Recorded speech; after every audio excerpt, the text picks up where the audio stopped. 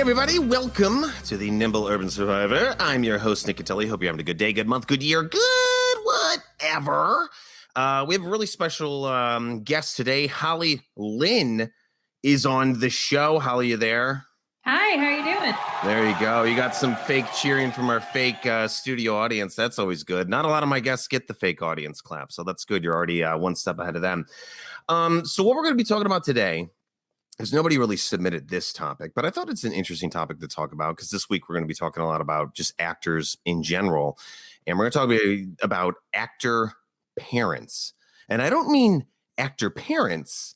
I mean actor parents. I don't know. Holly, do you know the difference? You know what I'm talking about? I do. I really, really do. There's definitely a noticeable difference in your tone. Yeah, exactly. That's right. Those vocal classes are paying off for you. So the actor parent is the parent of a child actor, which that in itself is a nightmare. I don't know why you would ever want to do that. And then there is the actor parent who is an actor who has kids, and that's the difference. And I think a lot of people don't think about that in the world of like entertainment. They don't, realize that yes, actors can have kids. Like we biologically have the same equipment as normal people. I mean, Holly, do you know what I'm talking about? I do. I'm a little confused about having the same biological equipment because for the longest time I thought I was sort of a cyborg, but apparently Yeah, because you'll meet like a lot of like teachers and stuff like that. And I never had this when I was in college, but you'll meet people who'll be like, if you're going to be an actor, don't have kids. I don't know if you can medically have kids. And I'm like, I don't know. I might be able to have kids. And I'm going to do it. I'm going to give it a go because you have 2 daughters, right? I do. I have 2 daughters. And how old are they? They are currently 10 and 12. They will be 11 and 13 in December. Okay. Yeah. And your one daughter looks just like you. I saw her on Instagram. Yeah, I don't know if I should say thank you. I mean, I say thank you because she's adorable, but I don't know if she takes it as a compliment. Yeah. And it's so creepy. It's like, I saw your daughters online. Yeah, I would take it as a compliment because if you don't, it gets really creepy. And then the cops might like kick down my door and be like, there's the guy. But kind of give me your background because you just graduated. I think you got a master's degree? I do. So I have a Bachelor of Fine Arts in Acting from Southeast Missouri State University, our mutual alma mater. Oh, yeah. Got that in 2018. And then I immediately went into graduate school. I looked for a long time. I really wanted and still want to get my MFA in directing or some other kind of arts leadership and ultimately get my PhD. But at the time I graduated with my undergraduate degree, I hadn't gotten any offers, which is, a huge blow to somebody who has an ego at all. Yeah. But I did get accepted to the Master of Arts English Studies program also at Southeast. So I was like, you know what? I'm going to do it. It's something different. It'll be a challenge. I'm going to do it. And I really enjoyed it. So in May of this year, even though we were, in quarantine because of the pandemic, I got my Master of Arts in English Studies. My thesis, it took me like a year and a half to write my thesis, and it was published. And I just got my hard copy in June. Very nice. Very nice. And you did this all with having 2 daughters who are like middle school age, which my son is only 2. I'm not gonna lie. I'm not looking forward to the middle school years. I'll be honest. I'll be that parent who says it. It's a different kind of challenge. Whenever I started college in 2012, I was already like a grown up. I was 25 when I started. And my older daughter was in kindergarten at the time. My younger one hadn't even started school. So they've practically never known me to not be in school. Mm-hmm. And yeah, that's what I've done for the last 8 years, I think. 8 years I've been a student, and I'm still looking for more education. I still want to get my master's. I still want to get my PhD. Actively pursuing it, still not generating a whole lot of interest, but we're all kind of in the same boat right now. Yeah. And then what's the ultimate goal? I mean, do you want to go into like teaching, writing, acting? Like what's the ultimate Holly goal? The ultimate Holly goal really is just to be an all bad bitch. Sorry, I don't know if I can on your show. No, you can cuss on the show. It's my show. You can do whatever you want. Well, yeah, I would like to at some point teach at the college level. But also, I think it helps me be a better actor, director, activist, advocate, all around person by having a more in depth or a more solid foundation as far as what it is that I'm doing. I Hmm. noticed that whenever I started directing, it helped me learn a lot more about actors and like how to work with actors as opposed Yeah, to because actors are crazy. we all are. Yeah, they're crazy. It's really funny. I have a love-hate relationship with actors because I am an actor, but I hate actors. But I love being an actor, but I hate actors, and we'll get into that later. But kind of Yeah, going back to, it's really one of those things, because being an actor, they always think that like actors shouldn't have kids, yeah. and you can have kids, you can live like a normal life, like a regular person. And I guess my question would be is then why did you pursue the arts and wanting to be an actor, having two daughters? Because I know for some reason like society looks down upon that. Like they think that like if you have kids, like you shouldn't pursue like an artistic career. They think that you should like go into like a utility job, like being an accountant or filing papers. And I don't know. I feel like that sends almost the wrong message to your kids. I don't know how you would feel about that. Oh no, very much so. Whenever I first started college, I actually did 2 years as a pre-nursing student, and it wasn't because it was what I wanted to do. It was because it was the safe option. But throughout my entire life, literally from the time I was old enough to have any sort of a sense of self, so probably like 2 or 3 years old, and all I've ever wanted to do is be an actor. That's literally all I've ever wanted to do. It's the only thing that ever really made sense to me. And yeah, I had times whenever I would dip in and out and I would think, oh, well, maybe I want to try this, or maybe I want to, I don't know, maybe I want to be a teacher or something like that. And none of them really ever stuck. Like they honestly, whenever I would think about doing anything else, I almost felt like a sense of not necessarily impending doom, but definitely there was something in me that was saying, no, that's not it. This Yeah, ain't, it's kind of, and I tell that to like a lot of actors too, is like you kind of have to have like the Jedi calling yeah. that always like leads you back to it. Which is really, that's how it is, because I'll meet people out in LA and it's really funny because they'll be like, yeah, I went to school for marketing, but I'm going to give some of that old acting a try. Do you need Mhm. some acting work done? Because I can do some acting for yous. And I'm instantly just like, oh my God, like you have no clue what the Yeah. calling to be an actor. And going back to it, so having the two kids, I mean, did that ever stress you out? Did it ever get in the way? I mean, what was the experience like? Because I feel like that it's such a tough job. Because number one, you have to have a job to make money to support your Yeah. family, and number two, you're doing your education, which also costs money, and then number three, you're raising two daughters. Um, I mean, what are the difficulties there? So whenever I like I said, whenever I started going to school, I was doing something totally different. And honestly, for that 2 years, I was extremely depressed. Like I knew it was not what I wanted to do. And I felt like I was really wasting time by, you know, learning these things that I had really no intention of applying.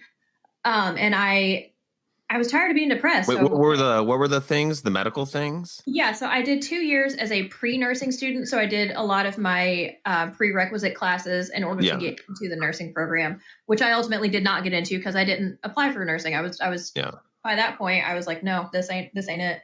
So I changed my major in it was like December of 2013, and I started theater school in January of 2014. And honestly, I had never been happier. Like from That's that good. moment And I'm not gonna lie, like those medical skills might come in handy someday. You never know. You might end up saving like some big talent agent's life or something that works at one of the big boys like William Morris or CAA. But then again, I don't know. You could save a talent agent's life and they'd still be like, let me think about it. Let me think yeah, about it. like, I'll get back to you. Send me your Yeah, that's how it is. Like you could literally like be like, I just saved your whole family from your burning house. You're like, yeah, but I'm kind of busy right now.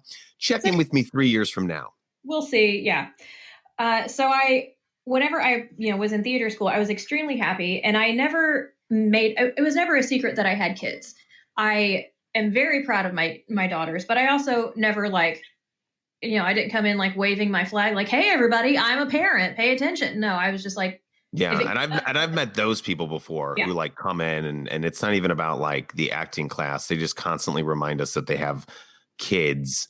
And I'm just like, I get it. I get it. You have kids. Yeah, cool. You had sex. You made one. That's awesome. Can we focus on the class now? Yeah, are you just trying to make me like proud of you for doing the thing? Like, what is this? Like your declaration that you are not a virgin? Congratulations. Yeah. Um, Yeah. Because it's really funny because you would think, because I don't know, I always feel like the stereotype outside of LA is that if you're an actor with kids, that it's super difficult to like be an actor in LA. And I'll tell you from personal experience that it is not. Because I've been to a lot of auditions where like parents have their kids with them and they'll have their kid in the stroller and yeah, and they'll bring their kids to auditions. And I have no problem with that whatsoever. I'm actually very quite surprised how accepting people are, because you would think that like, other actors might be annoyed by that, but really the real actors, the true artists in LA have no problem with it. And a lot of casting directors are super friendly about it. Cause like I've auditioned with people before, if you have to do like a partner's audition and they'll have a kid and they'll just wheel their kid into the audition room. The casting director will be super nice. The kid just sits there, he watches us, and then we leave, and it's great. And I've also brought my son to like a couple of auditions, and I was really surprised how like nice people were like about it, or how accepting they were of it, which like blew my mind, because there was always a part of me that was like super nervous of like, oh my God, I hope he doesn't start like screaming or, doing something insane to like totally ruin the audition. But I think that's just the stereotype, is that it's looked down upon, and any actor, anybody I feel like in LA that would like get an attitude about it, or a casting director, immediately I think would be shunned by the industry. So it's very interesting how accepting it is to have a kid in the audition room with you. that's that's very interesting to me. So whenever I was in theater school, like I said, I never like shouted from the rooftops that I had kids. And Yeah. most of the time I was pretty quiet about it. And if it came up, I'd be like, well, my daughter so and so, and they'd be like, wait, you have kids? Like you never even talk about it. I'm like, yeah, because it's one aspect of who I am. It's not my total identity. And then there were times whenever once everybody came to realize, oh, she's got kids, she has a different set of responsibilities. So whenever I would go to auditions, I'd bring them along and I'd say, sit out here for the next, however many minutes. I'm going to go in here, do this. I'll be right back out. And they made a lot of friends in the theater department, not only like the faculty, but the students as well. And they look at them as a lot of older brothers and sisters. And whenever I go out of town for auditions, like if I go to Chicago, then a lot of times they go with me. Like my partner will go, they will go, and they will sit as I'm doing my auditions, which are usually for graduate programs. And they kind of just sit and take everything in, and they're like, wow, this is so cool. But it's definitely a different thing. I remember I interviewed for one graduate program out of Indiana, and as I was sitting there talking to the head of this program, she asked, what my other commitments are. I was like, well, I'm a parent. I have two children.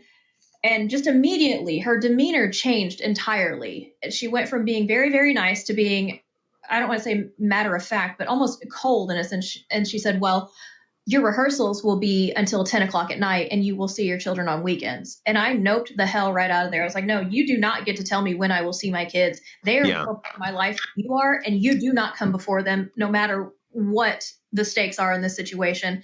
Yeah. Yeah. And I think that's the ignorance. And I'll say this is the ignorance of theater, Yeah. the theater world. I grew up with theater. I did theater. I love theater. I'm done with theater. That's why I like more of like the TV and film industry, because people aren't, pardon my Spanish, like assholes about it. Yeah. It's so funny is because theater people, I don't get it, are very uppity. Like those, you meet these like East Coast people and they're real snobby about you having a kid. Yeah. And I almost wonder if like maybe there's just some jealousy there, because maybe they haven't been laid in like 10 years and they're like, well, this girl's getting some action. But I find that that's an ignorance, and this is just my personal opinion, is that comes from like the theater side of the industry, whereas I find in the TV and film industry, it's definitely more super laid back. Whereas when you're filming something, or if you're filming an episode of something, I mean, I've never done this, I would never do this, but people can bring their kids to set. And they can have like a nanny with their son or their daughter, and they just go off and like hang out in the trailer or do whatever. And I think that's the cool thing about like the LA film and TV industry is it's so laid back. But I feel like the theater industry, like stage theater, Broadway, have just create this like negativity of like you can't have kids. You have to be like a single, you literally like don't get married, don't have a love interest, don't have kids, live in a studio apartment with no furniture, and dedicate yourself to doing the show so we can perform it 9 days a week for the next like 5 years. Yeah, like this has to be your complete and total life. And I disagree with that in principle because as much as I love theater and it is definitely an active part of who I am, it's not all of who I am. Just like my kids are not all of who I am. I am a total complete person aside from those things. Theater fulfills me in a way that other things don't, but that doesn't mean that it is the cornerstone of who I am. And whenever I would take the girls with me to auditions or to rehearsals, they were so cool about it. Like the directors, the other people in shows, they were so cool with it. They didn't mind them being there. And my kids are pretty well behaved, so I think that definitely played a part in it. Yeah. But I made sure that people knew ahead of time they are my first priority. I'm here because I want to be, and they are here because they need to be, because this is where I am. And so that really honestly gives me a lot of hope that you say that, because in other aspects of theater, that hasn't necessarily been my experience, just with people saying, well, I mean, you have kids. How do you do this? Like, why do you want to be an actor if you have kids? And then the ageism also, people saying, well, how old are you? And you don't look your age. And what are you going to do whenever you start looking to be like, I don't know, 50 or whatever? Well, then like, you just audition for the 50-year-old roles. Yes. I mean, that it's just so weird, is because in reality, and that's why I love LA and the TV and movie, because we're very accepting. We're very laid back. We get it. There is no ageism in Hollywood. I'm 36. I play a lot of dads. When I'm in my 50s, I'll probably play a lot of old dads. And then when I'm in my 60s, I'll play a lot of super old dads that are grandpas, that are now dads. And I don't know. That was the one thing that always bugged me about in the theater industry, is that they're very just like this has to be your number one priority. Yeah. And the problem is you'll have these like teachers and instructors. And to be honest, I never had this at SEMO. I never ran into it.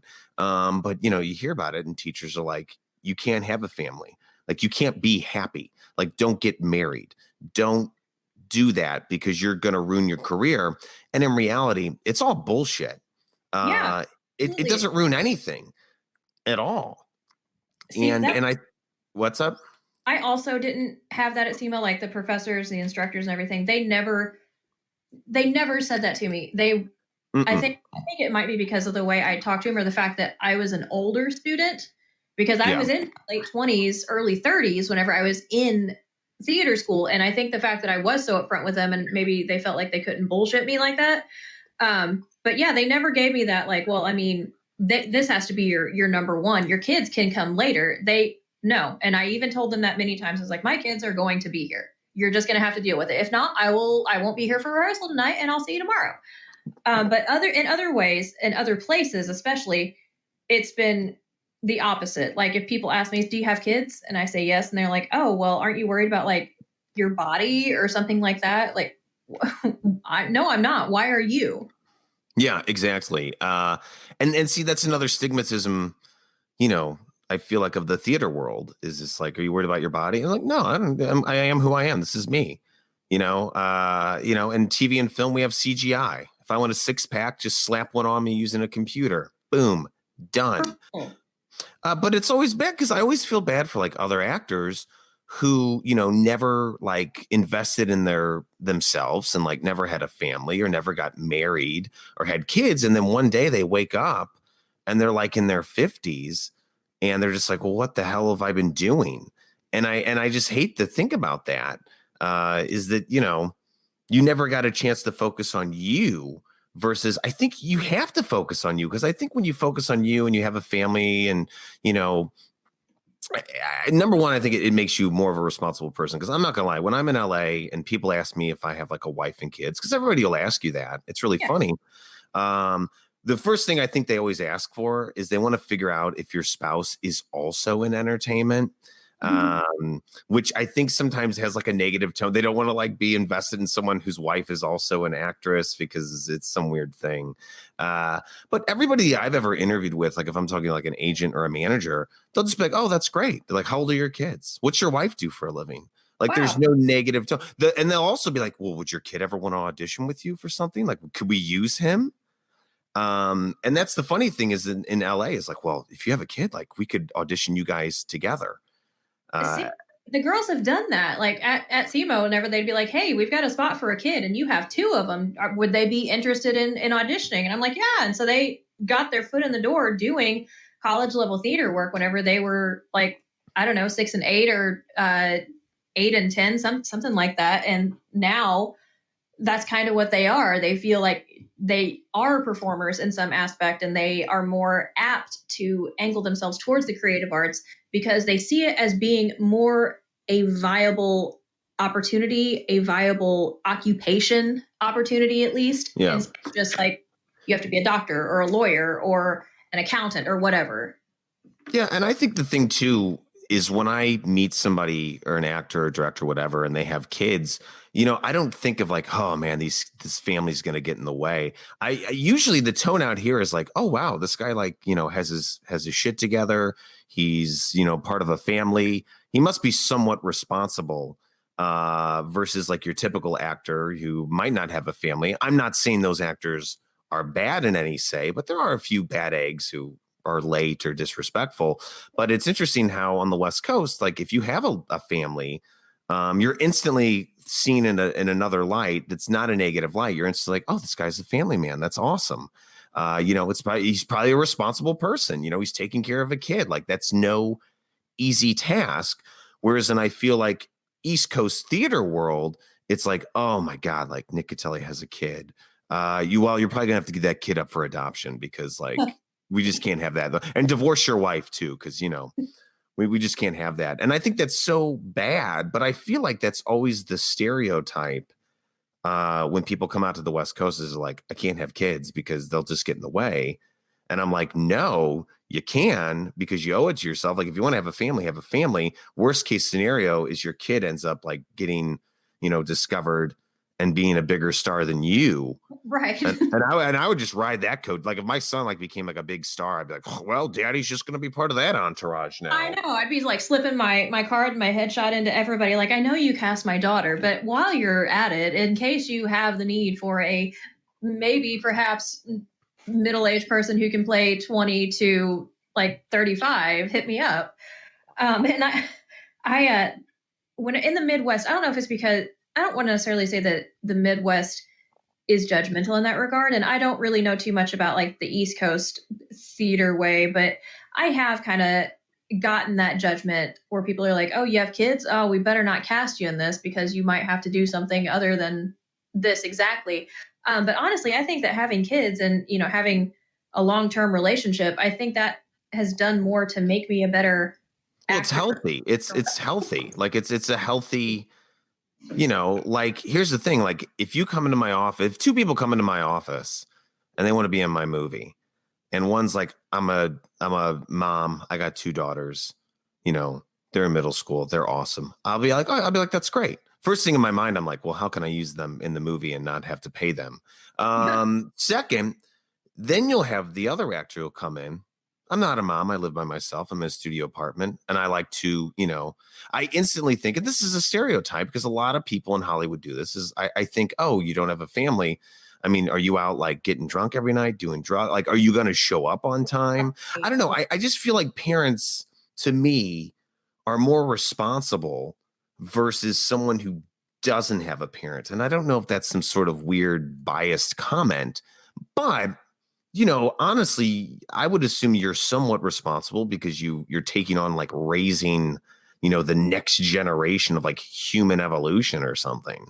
Where I feel like the thing I never liked about the Midwest, because I'm from the Midwest, Right. is that the Midwest is very like, it's very by the book. It's like I go to school, I get a degree, I get married right out of school. I have two kids right out of school, and then I sometimes take trips to like Branson, Missouri, or Orlando Disney World. And that's the thing is like that's the Midwest. Like it's very family oriented, and Yeah. it's always like family comes first. And I hate that stereotype of like, oh, you have kids, they should come before everything. You need to go get like a regular accountant's job to support them because you're being selfish. And I think that's all, I think that's boo that. I think that's terrible. I have gotten that. I have had people say, "Well, don't you feel guilty? Like, doing this thing that you want to do, this thing that makes you happy and gives you fulfillment. Don't you feel guilty because you're not devoting that time to your kids?" And I'm like, "No." And no amount of you asking me is going to actually make me feel guilty because I have to be a whole complete person for myself before I can be anything to anybody else and much less a mother to my kids.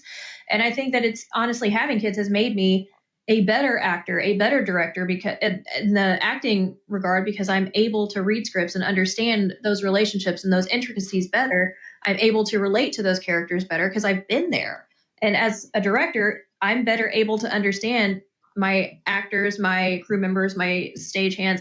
I'm better able to understand their outside obligations and things that they need. And if I see somebody, who looks like maybe they're hurting emotionally, I have that maternal instinct to go up and be like, "Hey, what's going on? Let's sit down and talk about this." Yeah, Because yeah. they're people before they're anything else. And you have to remember that in theater, in film, in entertainment, you are working with people and you have to treat them like people, not like props.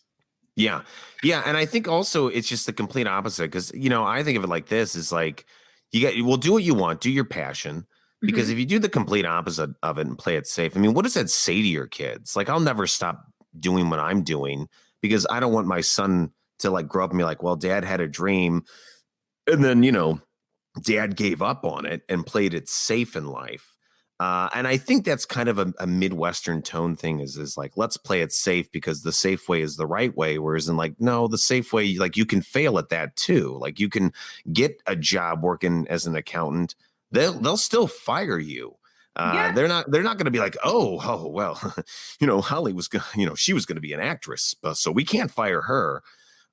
So I think it's important and not just actors in general, but artists in general that like, no, pursue your dream, like show your kids that like you can have the courage and the strength and the confidence to like go after what you want. Because I know there's probably a lot of parents out there who probably wish there's like stuff they could do and they just didn't do it. Mhm. And I think it just sends, in my personal opinion, it just sends a bad message to your children of like, just play it safe, guys. Like the safe way is the right way. And the safe way is the depressing way. Yeah, that's why I got out of, my pre-nursing program while don't get me wrong, I would have made a fantastic nurse. I'm a pretty smart person and that's not me ringing my own bell, but I would have made a good nurse. But I didn't want to do it and it made me depressed and it made me sad and kind of scared thinking like, wait a minute, if I take this, is this me giving up on everything that I've ever wanted for myself? So I completely pivoted, did the thing I wanted to do, was extremely happy.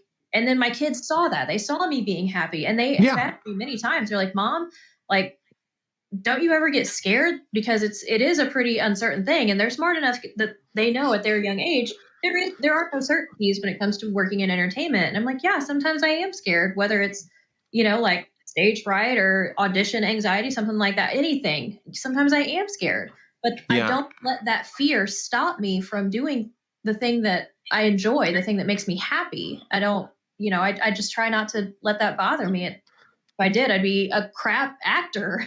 Yeah. And I think the one thing that a lot of people forget is like things change on a dime in this industry. Like Monday, nobody might have a clue who you are, but then Tuesday, you might be cast as like the lead in some big, TV show or commercial. And that's the exciting thing is that, it's an industry where like you don't know what's going to happen tomorrow. I don't know what's going to happen next week. And that's the exciting part. And I think a lot of people forget that. That's why they like that stability of like, well, I know every day I'm going to go into this one office. I'm going to pull this lever. I'm going to work here from like 8 to, 5 every day. And then I'm going to grow up, retire. And, I've accomplished nothing that I wanted to do? That was something that always really scared me. Because whenever I think about doing something else, because sometimes it does still cross my mind, it doesn't mean that I don't love acting or theater or whatever anymore. It just means that sometimes I think it is normal to go through that where you're like, well, I also have this other interest. What if I pursued that as well? And whenever I start thinking about that, if I think about it too long, then it's almost like I feel like the air is kind of getting sucked out of my lungs, because then I paint this big horrible picture in my mind. I'm like, oh my God, that means I'm going to be stuck here forever. And I'm going to be living in this place that I've outgrown. And I'm going to be doing this thing I don't really want to do. And oh my God, I can't do that. And I have to, like, bring myself back down and say, no, it's okay. It's not like you're giving up on a dream. Sometimes it's okay to go with another one. But that's why I went with my master's program that I got. Aside from that being the only thing that was available to me at the time, I saw it as a challenge and an opportunity to pursue different yet similar interests without, like, completely shutting myself off from acting or directing or theater or anything like that. Yeah, because I think, everybody always, it's like my dream. I always say, think of it of like, no, it's your career. Like you're working towards it right Yes. now. Like it's not a dream because you're already doing it. And I think the Yeah. stereotype is like, I'm only doing it if I'm like the lead in a movie and Tom Cruise is there and I'm making like mad cheddar. Whereas in reality, me, it's like I'm not a celebrity, I'm not a star, but I book things and I work on things, and it pays for to keep the lights on. And I think that's the one stereotype that a lot of actors forget is it's not about number one. There's no time frame. You can start whenever you want. In reality, I think it's awful to start when you're in your 20s because there's just not a lot of roles for 20-year-olds. It's really weird because there's a ton of roles for like 20-year-olds who look like they're 16, like for all the Nickelodeon and Yeah. CW stuff. But then there's really not a lot of roles for like actors between the ages of like 21 to 25 at all. And then there's a ton of roles for actors when you get into like that 30s, 40s range, because it's a lot of sitcoms have like older parents that have kids that are probably like your age.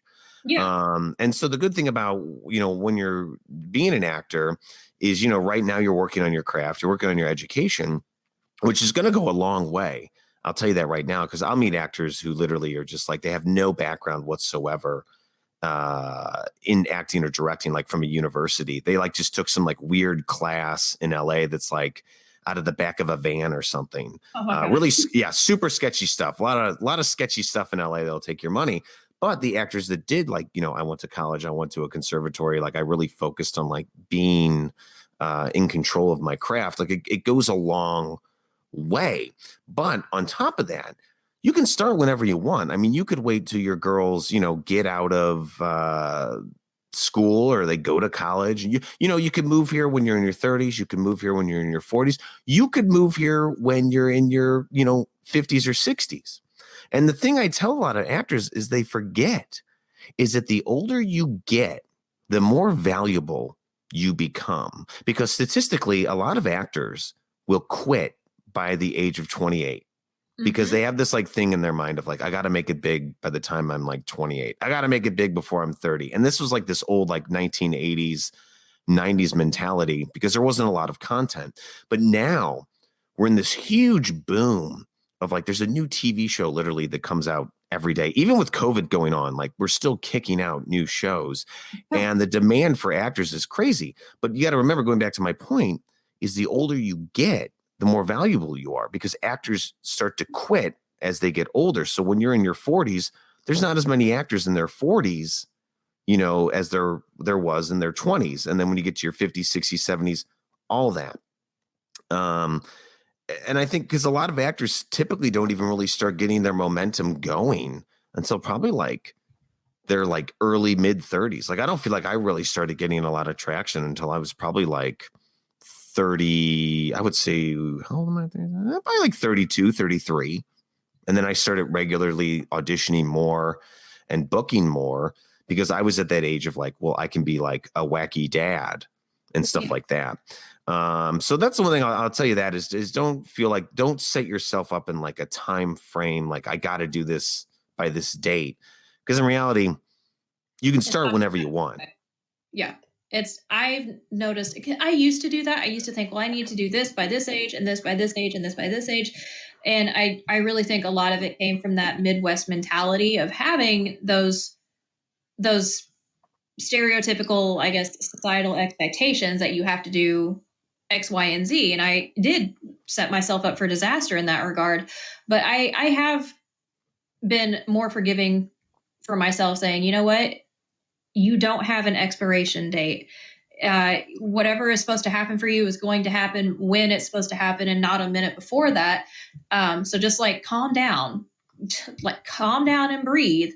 I still have a certain level of like residual anxiety, thinking I'm at home, I'm not really doing too much right now. But then again, there's not really a whole lot I can do with a pandemic. And like all I can do is right now my job is auditioning, and I do that as often as I can, whether it's a virtual audition, which is kind of all I've had currently. I'm still looking at like UPDAs, ERDAs, a couple other minor regional auditions and stuff like that. And that's all I can do right now. And you kind of hope that eventually probability will play into your favor and it'll be your turn. But also, even if it doesn't, this is my job. I don't mind auditioning. And, the more I do, I guess the more people will see me and hopefully come to know me and eventually be like, you know what?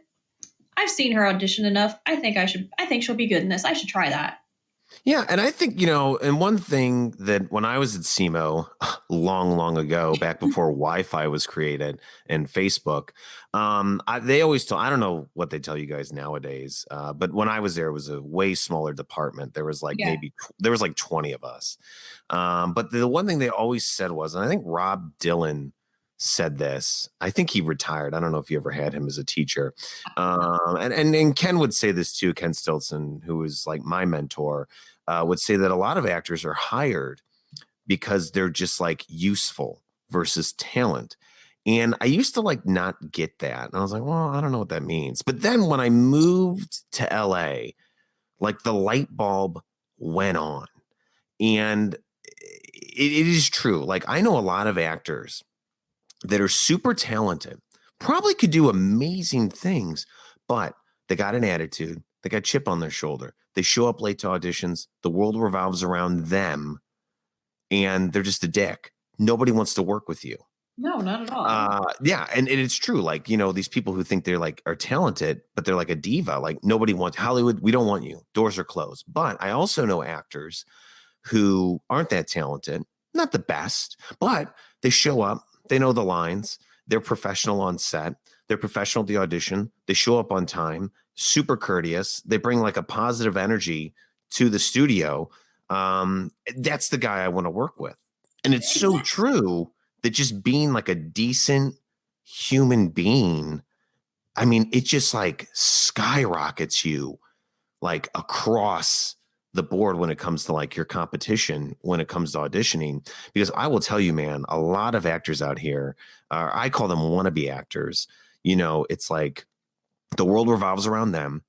They'll show up and, they were probably supposed to audition at 3 because you get audition appointments out here. Yeah. But they'll show up at like 2 and they'll be like, well, I want to go now because I got to go to Starbucks and get my Frappuccino. I mean, it's amazing to me. The divaness I see, and this is for like sometimes even like low tier stuff. Like it's a cracker commercial. Like I don't understand why you think you're like a big celebrity with them, but it's just interesting because a lot of people in LA, the big thing they think about, like if you ever have like an interview with an agent or a manager, the first thing they're thinking about is, do I want to deal with this person? Because you gotta remember you got the meeting because the talent brought you in the door. Like they saw your reel, they saw you do something. That's why they called you in. The real meeting is now we want to figure out, is Holly a diva? Is she crazy? Or is she like, is this going to be someone that's going to be nice, professional, upbeat? I can work with them and do stuff. All the above. Yeah. And it's amazing to me how many actors, don't do it. Like typically like my agent just told me that I had to get new headshots. And I was like, done, I'll do it. And I'm just like, well, who do you want me to do the headshots with? And he's like, I want you to go see this guy over in Santa Monica. He does really good work. And I was like, done, boom. I don't even care what the cost is. I will do it because you are my key to getting auditions. Done. And then, and that's how you have to be. That's your mentality when it comes to like an agent or a manager is like if they tell you to jump, you got to say how high. Yeah. And it's amazing to me how many actors out here who are complete nobodies, by the way, who try to think that they're like in some sort of weird episode of Entourage. Because I've had agents tell me, they're like, look, let me tell you it straight. If I get you an audition, unless you got your arm cut off or like someone in your family got kidnapped, you better make it to that audition. I don't care if you don't have a car, get an Uber. If you can't get an Uber, ride the bus. If you can't ride a bus, well, plan out 4 hours to walk there. And it just amazes me how many actors just don't say yes. Like they always have like, it's like, no, you have to work around my schedule. And then what happens is, agents, they don't want to deal with those people. The only excuse that you should have for missing an audition is you have another audition that gets in the way. Yeah. Yeah. And it's just, it blows my mind how these, like, they just don't understand. That's another thing that's kind of confused me. Like, even whenever I was going into my first year of undergrad theater training, we had a kid he was supposed to have graduated in my class. He literally was there for all of like 2 months. And the whole time he was there, that's the kind of person that he was. I don't know, I guess he thought that like his high school theater experience was comparable to the chair of the department's actual, like, theater, playwriting, directing, award-winning experience. And he really had a major chip on his shoulder, and he talked to all of us like we were absolute shit. Like we didn't know anything, even though he was just there. He had been there 5 whole minutes and suddenly was talking about how he was going to make all the professors his bitch and like, I'm going to get cast in this show, all kinds of stuff. And needless to say, he did not last. No, he would last in Hollywood for like 5 seconds. And then he'd be dressed as like Captain America on Hollywood Boulevard asking for $5 for a photo. Yeah, he did not last. And, it was better because ultimately he didn't necessarily need to be there. I don't think he really wanted to be there. But it has always confused me. Like, even, I guess, big name actors, like, is there a certain point in your career in which you lose your personal humanity and you start looking at people as being less than you just because you happen to be somebody that a lot of people know? Maybe not even everybody, but a lot of people know. Like, at what point do you decide it's acceptable to treat people like shit? And I don't necessarily think that's a universal thing for all actors or all performers. Yeah. I think it's more, I mean, there definitely are some like big name actors who probably are very ignorant, but in reality, I think it comes nowadays. I think it stems from a lot of like celebrities who are just famous for being famous. Oh my God. Yes. When you deal with like the Kardashians or like social media stars are like the worst. I know that they tried to like make a mark in Hollywood, and we quickly kind of ran them out. But they were the absolute worst. I mean, a social media star, they come in with like a huge chip on their shoulder because they got famous filming something out of their living room, and they have like 2 million followers. But then we find out that like they have a bad attitude, and on top of that, they can't even act. I hate that. Like YouTubers, like the only ones I can think of off the top of my head are the Paul brothers, and I'm like, how? I don't understand that. How? Well, I think it was like 5 years ago, there was this big thing of like, oh my God, you've got 5 million followers. So let me give you a show and we'll charge everybody like $1 to watch it. And then, if I charge your 5 million followers $1 an episode to watch, guess what? I'm making $5 million. That was the mentality. That was the agent mentality. And then they quickly found out, they're like, oh my God, like these social media stars, like, well, number one, they can't act. Number two, they're incredibly difficult. And trust me, I've worked with a few, incredibly difficult to work with. They have no clue what they're doing. You remember, this is a person who got famous filming out of their living room. Like they have no formal like education. They have no training. They have nothing. They got famous because they hit themselves in the crotch with like a vacuum cleaner. And I think, they tried to make all these shows on like YouTube Red and all this stuff. And they quickly, I mean, the only show that's been famous on YouTube is Cobra Kai, which is the Karate Kid show that has no YouTube kids. It's excellent. I love it. Yeah. It's an amazing show. I love the whole, how they flipped everything. But, it's just interesting to me is because they thought like, well, we'll make all this money off these people. But then they didn't realize that nowadays you might have 5 million followers, but how many of those are even like real people? And Right. yeah, and so those people, now we've moved on to esports. I know like esports is the big thing in Hollywood right now, and mostly social media people have just gone back onto Instagram, just like product pushing. They're just like, send me free product, and I'll give you a big 5-star Yelp review. Oh my God. I mean, Yelp reviews only they can only do so much, but also just like why? I don't know. I think that I don't want to say it necessarily is. I don't know how to say this. Like it seems counter to what we as actors do, and I think a lot of actors, not necessarily myself, but I know a lot of actors, um, generally feel some kind of way, whether it's resentment or minor jealousy or anger or something like that, whenever they see people who have they haven't undergone the extensive training and vetting process that they have, and suddenly they're handed these things and they're like, well, why didn't that go to me? Like I've worked X amount of years, I've worked my ass off for this. Why is it this person who doesn't even like it, why are they doing it? And I feel like in a way it's a valid question, but it's also one of those that I personally can't think too hard on, because I don't want that like to infiltrate my own mind. I can't have that kind of stuff swirling around in my head because I will fixate on it. Well, I think the thing is, and I tell a lot of actors this, is you have to be yourself. You have to be your brand, your name. I meet a lot of actors, and they literally want to try and like emulate another famous actor's career, which is a big no-no. Like, Yeah. don't walk into a room and be like, "My name's Nick Cutelli, and I'm going to be the next, Tom Cruise, or I think I'm going to be like the next Will Ferrell," because the minute I hear that, or an agent or a manager hears that, they're like, "Well, we already have those. Like, why would we need like a generic version of one?" And so that's why I always tell that. I'm like, don't compare yourself to somebody else just because remember, they're not you. Right. And granted, they might have like won the lottery or something like that, but that doesn't guarantee that they're going to use that to like go on to be successful. I know a lot of people who, mommy or daddy had like a big connection and they got like a big meeting or they got put in something. But at the end of the day, I think the talent still talks. And and that doesn't even, they might have gotten it today, but that doesn't mean it's going to help them 5 years from now, you know? So I think that's the one thing is, number one, don't you or you like there's no other Hollies out there. Right. Unless we cloned you, which I think that technology is around. So we could technically do it. But Don't do that.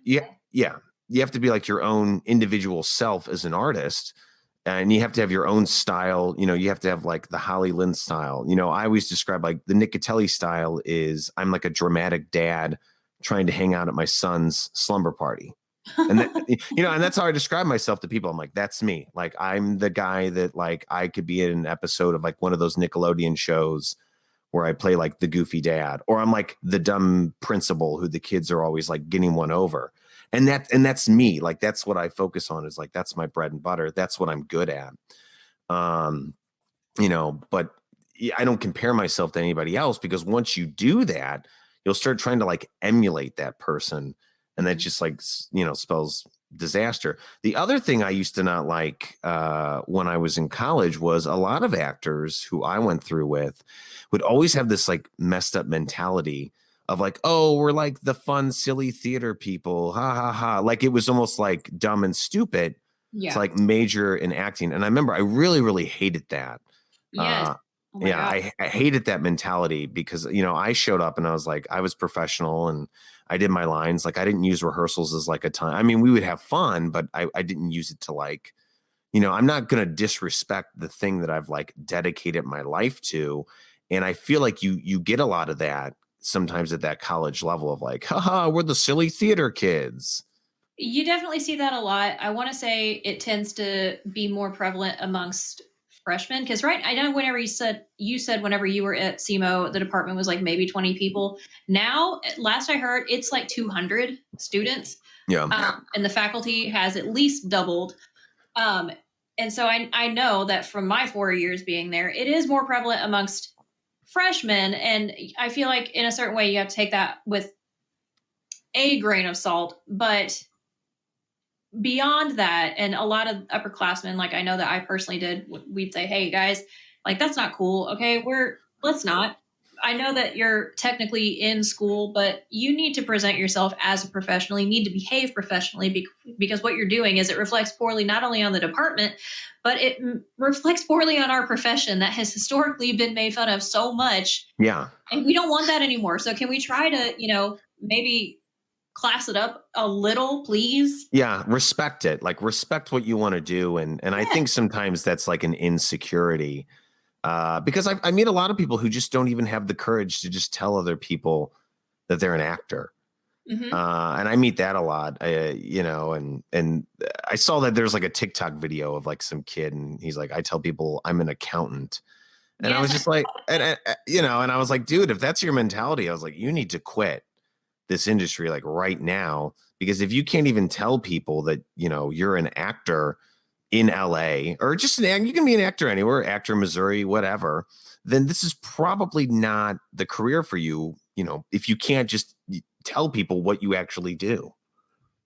I I've known several people who do that. They, whenever they meet somebody, they tell them I'm an actor. And honestly, I generally just don't tell people what I do, not because I'm ashamed of it, just because I like my standing as a parent or as a this or as a that. It's not something I necessarily just bring up unless, prompted. But I've known several people that have said the same thing. Like, yeah, I just tell people I'm something else because the common retort is, "Oh, what have I seen you in?" Or, "Oh, what do you act in?" Or they'll say the absolute worst, "That sounds fun. I could do that. I've always thought that sounded fun. I could do that. That's fun." Like, it's so fucking hard. Oh my god, it's the hardest. Like, I can't think of another profession where you have to constantly be prepared and absolutely braced for complete and total rejection. And Well, let it slide off. and I think going back to it, I think that's like a Midwestern thing too, because they Yeah. just don't get it. But it's funny, like when you're in Los Angeles, if you tell someone you're an actor, 90% of the time they probably work in entertainment too. And that's always fun because you're like, oh, well, I'm an actor and writer. And like, oh, very cool. Yeah, I just worked on this and I produced this and I know this guy and blah, blah, blah. And I think that's kind of like what makes LA very healthy is that people like they love it because number one, in their mind, they're trying to figure out how you can help them and then vice versa. But anywhere outside of LA, I feel like it's met with like that like weird awkwardness of like, oh, so you're a failure in life, or like, Yes. oh, so you're trying to do something, you know, easy. Oh my And god. and Yes. I'm like, no, I'm like, I'm not trying to do something easy because in reality, I It's think not. no, it's not easy because being an actor, and I tell this to a lot of like college kids, is you can't just be an actor. Like you have to think of yourself as like a small business, and Yes. you have to sell yourself. And that's what it is you're an entrepreneur and you're a small business. That's what being an actor, literally is. And I think people just don't realize that. But I think that's just an outside of LA thing because if you're in Los Angeles, like people, number one, they might not even care. It's like, oh, cool, neat. Or they'll be like, oh, okay. Like, oh, let's, chat. That definitely, I'm sure that's what it is. I've never been to LA. I keep trying to make it there, and naturally, it just hasn't happened yet. I'm sure it will, just not yet. But yeah, in the Midwest, especially, it is definitely a frowned upon thing to tell people that you're an actor. Whenever people ask, I tell them. I don't just walk up to people, "Hi, I'm Holly. I'm an actor." But whenever they ask, "What do you do?" I tell them I'm an actor, and then sometimes I'll tell them I'm whatever else it is. I'm an actor, I'm a writer, I'm an actor, I'm a director, I'm an actor, writer, director, anything that goes along with that that happens to come to mind at the time. And they always kind of look at me mildly confused, like, oh, like, oh, okay, like that's weird. Oh, are you sure? Are you okay? Like, are you generally doing Yeah, yeah. okay? Do Like, we need to take you to the hospital? Are you all right? how do you pay your bills? Are your children fed? Are you homeless? Like, Yeah, I know. I'm like, well, I use money to pay the bills. It's made out of paper. There are no coins right now. We're in the middle of a coin shortage. And my kids eat just regular old human food, and it works out perfectly. So when are we going to see you in LA? When is Holly Lynn going to be gracing us with her presence in the City of Angels? yeah, that is a fantastic question. I keep asking myself that, and I keep trying to make it there. It just hasn't happened yet, but I'm hoping that at some point there will be an invitation for something that I have submitted for numerous times. If not, I'll just pack up my trusty old Toyota RAV4 and the family will take a trip. Yeah, and let me tell you this, because our time is coming to an end, sadly, on the show. But we had great discussion today. This is good. This is a good episode today. I think a lot of actors or just people should hear it. And my advice is just do it. Just do it. Don't wait for an invite. Don't wait for any of that. I think just one day, pack up the car, come out to LA, do it. Remember, you're not alone because I live here, and I can definitely teach you all of the ways of how to separate yourself from the wannabes versus the actual like working actors. So I got your back. Yeah, which is good. And you know, I don't know. Any last thoughts before we wrap it up today? Yeah, I usually get people to ask me, they say, how do you do it? How do you go about being a parent and an actor and a scholar and a this and a that and a that? And I always tell them, I don't know how. And I know that's kind of a cop-out answer, but it's the truth. No, I think that's the best answer because you improvise and you make it work. Yeah. And I tell them, you never know what you can do until you have to do it. I didn't know that I could handle all of that until I had to do it. And you just find a way to make it work. And that is good. It shows that you know how to kind of roll with the punches. You know how to improvise. You know how to make things work for you. So don't get hung up on the fact that all these other things are maybe working against you. Don't let that keep you from doing what you want to do. Just do it and you'll figure it out along the way. Yeah, just dive in. I think is the thing. Is like just dive in because you know there's a million reasons not to do something. So just like Nike, just do it. If you wait to do it, you're going to always be waiting. Yeah, exactly. Big cheer for that. I like that a lot. All right, guys. Well, that's our time today. Thanks for tuning in. Holly Lynn, everybody. If you have a website or something like that, Holly, send it to me. I'll put it in the description of the episode. Check out Holly. Very talented, working hard. She's definitely the example of, you know, you can make it and not break it. I don't even know why I said that, but it made sense. As always, guys, remember, if you want to be a guest on the show or if you just want to talk about something, you can reach out to me at my website at www.cutellicomedy.com. As always, I know you have a lot of amazing podcasts to listen to. So I really appreciate that you took the time to listen to mine. And we'll probably bring Holly back at some point because she was such an amazing guest. You never know. I mean, don't tune in to listen to me, but you might want to tune in to listen to her. So, guys, I hope you have a good day, good month, good year, good whatever. And me and Holly are going to give you a big old send-off. Holly, send us off, please. Mwah. Goodbye.